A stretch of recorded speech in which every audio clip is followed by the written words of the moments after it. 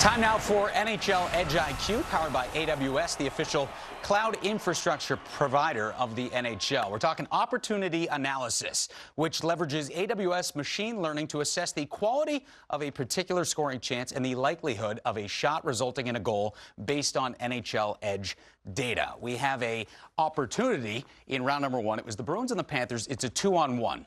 In the regular season and in the playoffs, we always talk about POP, pass off pad. Yeah. And this is a situation where the player who had the puck, his best scenario, and he had a lot of options, was to go pass off pad to increase that likelihood of scoring. Take us through it. Yeah, so real quick, let's just explain before we get to the video. We'll explain what pass off pad is. And it's a lot of times, you see it in like 2-on-1s, right? It's 2-on-1s. And we were taught this, and it was kind of funny because at first I'm like, when I first heard about this, I'm like, I'm not wasting a shot as just a token shot to play a pass off of a goalie's pads. That doesn't seem like it's really going to be worthwhile in this.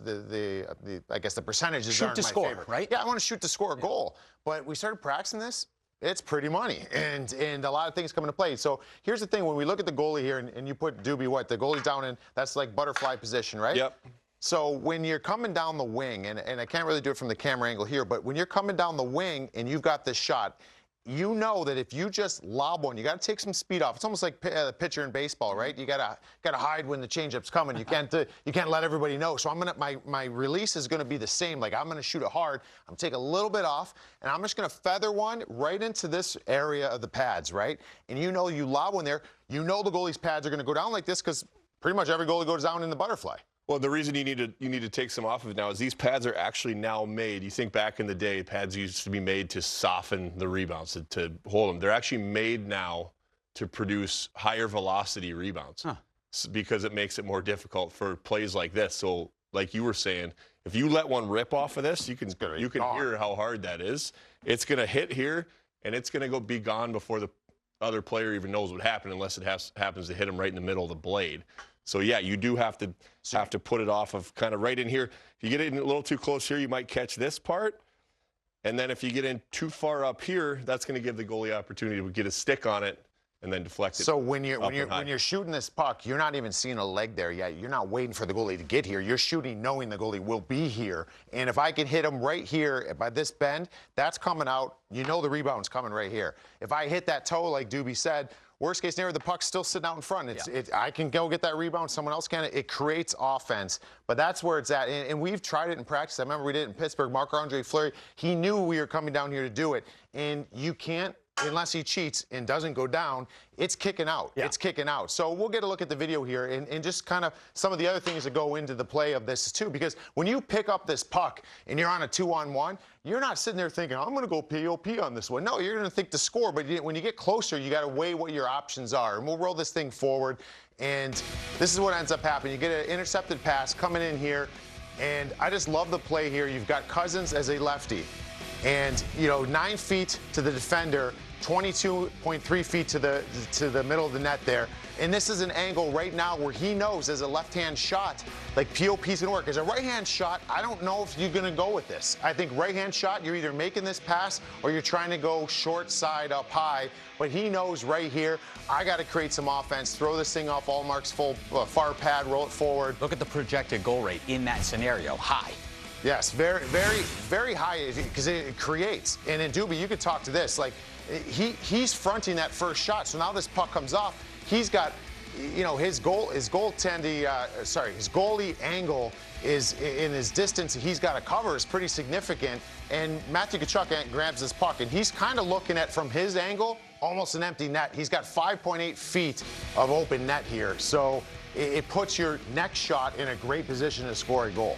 Yes, and I think if you roll this back a little bit, if we can, the biggest thing is that this is not necessarily a option A, like we talked about. It's a great play, but you can see Cousins here. He's coming in. He's looking to pass first. The D-man does a great job here. He's got this great spot right here to cover the pass. He's kind of baiting him. He wants him to pass to cover it. So Cousins realizes, okay, the pass isn't there now, but he comes in now. Allmark's gonna realize this. He's got a good read off his D-man that the pass isn't there, so he's now gonna laser his focus committed straight on this shot. My job now is no matter what, this guy, do not let this guy score. My D-man's got the pass. So he kind of buckles down on this one, which probably makes Cousins realize, I'm not going to score on Ullmark in this point. So my best play is to go off of the pad here. Ullmark kind of gets a little off balance here. But yeah, you see these angles here. Ullmark's got enough time to turn his head and realize his puck's going in the net. Yeah, I mean, and that's kind of the point that you're saying there, too. So listen, like when we're normally talking about 2-on-1s, we generally say, all right, well, we're going to give the goalie the shooter, right? Like that's generally what at least we're taught. Let's give the goalie the shooter, and let's be very obvious about that. So I'm going to take the pass away, right? We don't want to give up the middle of the ice so the guy can go to the middle and make a move, but we're going to give him that. But in that situation, like you mentioned, Boston played it pretty well. Yep. Like Clifton played it well. So now your Cousins and your sticks in the middle of the ice. Again, it's a better option than having it as a righty coming down. He's thinking to himself, I don't have a clean pass. Goalies come out committed to me.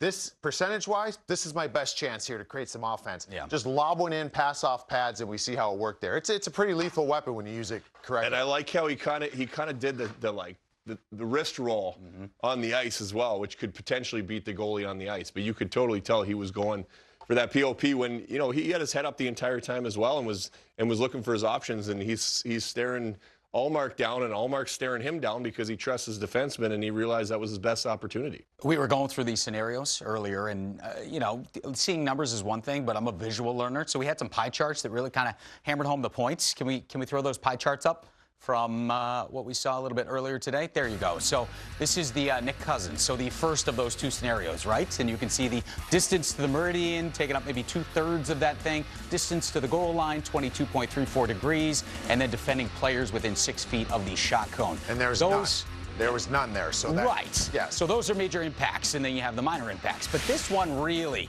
look, distance to cover, goalie angle to the puck.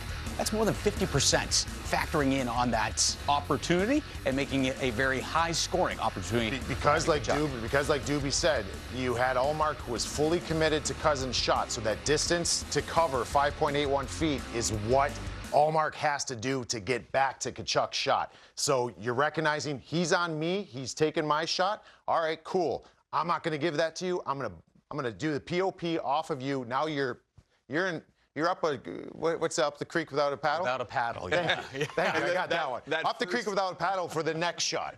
That first pie chart was perfect because it shows that was still a good scoring chance. Yeah. So Ullmark, he's not thinking of this POP. He's not thinking of controlling a rebound shot, right? or getting to the next one. He realizes this is a high danger chance because of how close to the middle of the ice he is, because of how close he's now getting to me. This is a high danger chance. My only concern right now is stopping that puck, not worrying about the rebound, not thinking about Tkachuk on the back door, is making sure that puck doesn't go in, which makes that second opportunity off the pad that much more dangerous. Kind of making something out of nothing. I like that. Interesting stuff and the data to back it up. Taking a timeout. Coming up next, a bounce-back performance from the Dallas Stars has them tied 2-2 with the Kraken. We look ahead to a massive Game 5 tonight. That is next. NHL Edge IQ is powered by AWS, the official cloud infrastructure provider of the NHL.